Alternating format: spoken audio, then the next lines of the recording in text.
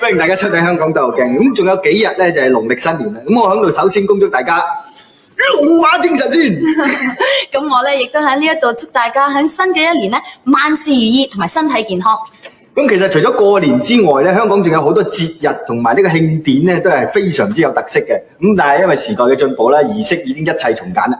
嗱，好似以前啊，一年一度喺長洲舉行嘅太平清醮咁啦，每年咧都吸引咗唔少遊客去到參觀嘅喎。唔知大家仲記唔記得當時場面好墟冚嘅搶包山？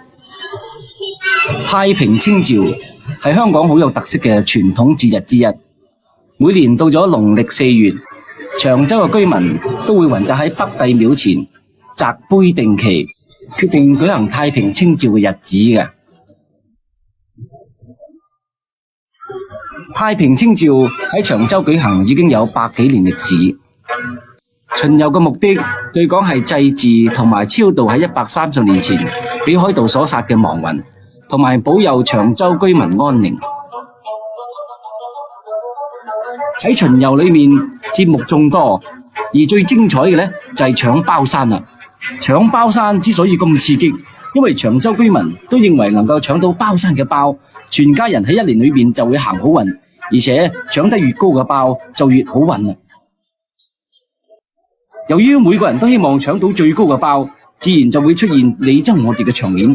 結果喺1978年5月10日，終於發生意外啦！正當大家興高采烈咁搶包山嘅時候，突然間其中2座包山冧咗落嚟。當時呼叫聲、救命聲彌漫住整個會場。但係大家可以睇到，中間嘅包山已經冧咗啦，而左手邊嘅包山搶緊包嘅人仍然係好咁狂熱咁搶包。由此可見，長洲人對呢個節日係非常之狂熱嘅。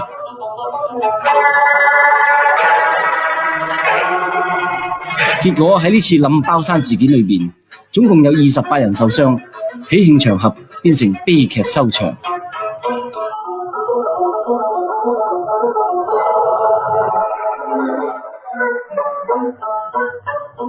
自此以後，為咗防止慘劇再度發生，政府就禁止搶包，而改為派包啦。而搶包山咁震撼同埋刺激嘅情景，亦都從此消失啦。各位觀眾，我而家咧就喺銅鑼灣大坑噶。咁每年一到中秋節咧，呢一度附近嘅居民咧就會舉行一個舞火龍慶典嘅，咁場面咧就非常之熱鬧嘅。咁其實舞火龍咧已經有100幾年嘅歷史，但係正式係幾時開始咧，就連附近嘅街坊咧都唔係好清楚。大坑舞火龍大約有100幾年嘅歷史。據呢度啲老街坊講，大坑原本係一條客家農村嚟噶，村民以耕種同埋打魚為生。有一年呢度發生風災，跟住大坑就發生瘟疫，當年死人無數，搞到啲村民個個都寢食不安，雞犬不寧。於是有父老提議響中秋佳節為此條村嚟個舞火龍燒炮仗，希望可以驅除瘟疫啦。火龍舞完之後，由於炮仗嘅硫磺同埋香火係有殺菌作用噶，果然將啲瘟疫消除咗。自此之後，中秋佳節，大坑嘅村民都會舞火龍，祈求風調雨順、合家平安噶。呢條象徵吉祥嘅龍，紮作方法非常之講究。龍身全長220尺，除咗龍頭龍尾之外呢，龍身分為32節。原來呢個係有規定噶，多一節同埋少一節都唔得噶。龍身全部都係用珍珠草紮成，全身插滿咗長壽香，所以有火龍之稱啦。到咗今日，每年中秋佳節前後3日，大坑嘅街坊都會舞火龍，共慶團圓嘅。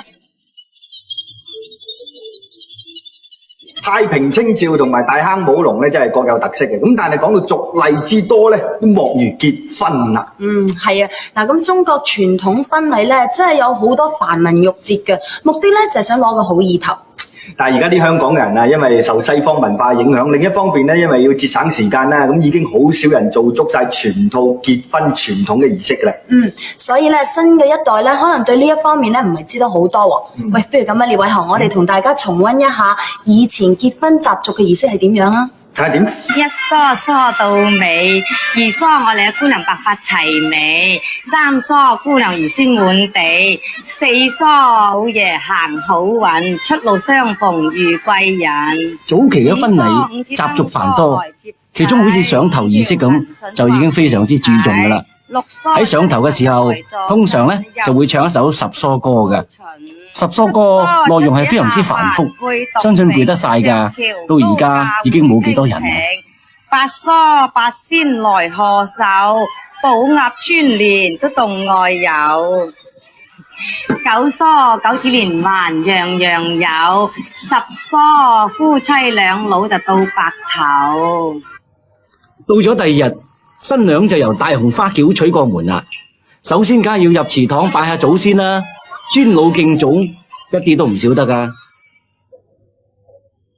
而入祠堂亦都更加係有步法嘅，行三步一鞠躬，表示對先人尊敬啊嘛。不過而家啲屋咁窄，行三步已經撞到神主牌啦，仲邊可以咁講究呢？所以話而家嘅婚禮比傳統嘅婚禮嚟講，實在係簡單得好多噶啦。嗱，咁其實講到結婚習俗咧，真係可以講話一處鄉村一處例，就好似我哋而家大家所見嘅水上居民咁啊。由於佢哋嘅生活同埋工作咧，主要都喺個船上面啦，所以佢哋嘅習俗咧會同我哋有啲唔同嘅。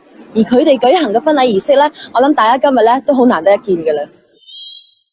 嗱，水上人嘅婚禮習俗可以講比陸上人更加隆重噶，而且仲依足舊例添啊。新娘首先要着翻對襪，意思即係話雖然出咗門啊，但係都仲係自己人啊。儀式咧就係由大嫂主持噶，由朝忙到晚，係個姑仔打點一切啊。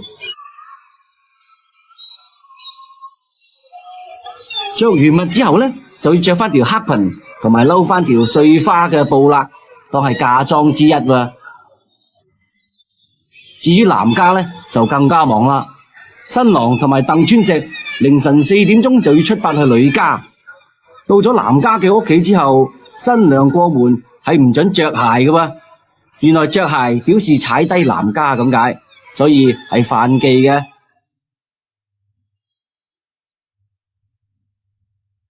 至於隨行之中咧，有一樣嘢好重要嘅，就係一張席啦。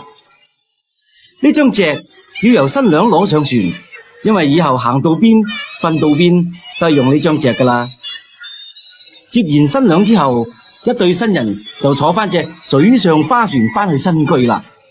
不過而家水上人好多都上咗岸啦，呢種傳統儀式已經越嚟越少見啦。嗱，每日喺呢一度咧都有好多人註冊同埋舉行婚禮嘅，而婚姻註冊處咧就好比一個月下老人咁，親手締結咗唔少良緣嘅。香港第一個婚姻處咧就係位於大會堂高座，嗱喺1962年3月正式啟用嘅。咁喺啟用之前呢，呢一項神聖嘅工作咧就係由註冊總處負責登記嘅。根據香港法例，兩夫妻註冊咗之後咧喺社會上就得到認可嘅法律地位。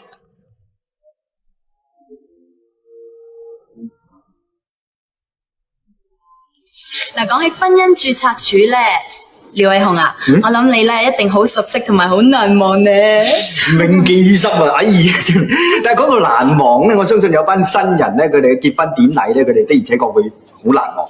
你係咪想講喺1936年，當時由青年會所主辦嘅集體結婚典禮咧？就係啦。嗱，咁11對新人咧一齊舉行婚禮，都可以話開咗香港人集體結婚嘅先河。